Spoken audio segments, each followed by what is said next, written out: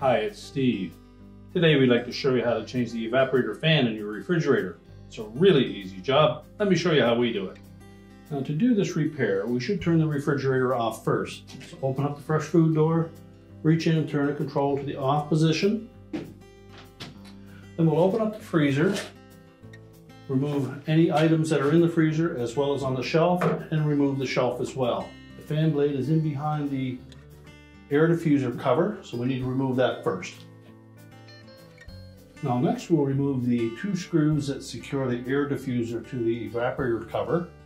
They're normally a 1/4 inch hex head screw.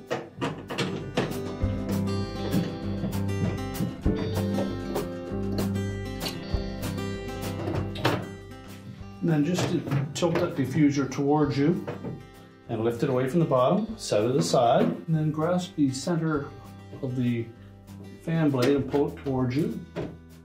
Slide it completely off of the shaft. Just make sure that that evaporator fan motor turns freely. Just take our new fan blade and press it firmly onto that motor shaft. And make sure it goes completely back until the bottom's out. And that should put the center of the blade between the forward edge and the trailing edge. The center of it should line up about flush with the evaporator cover. Make sure it turns freely and does not interfere with either the bracket or the cover. We'll then take our air diffuser cover, tuck the bottom in first, and just pivot it back,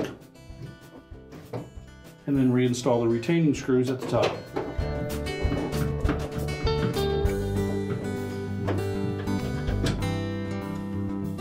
Once we have both screws secure, we will put our freezer shelf back in, replace all of the items in the freezer.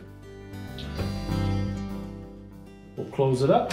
We're ready to turn the control back on, and your repair is complete.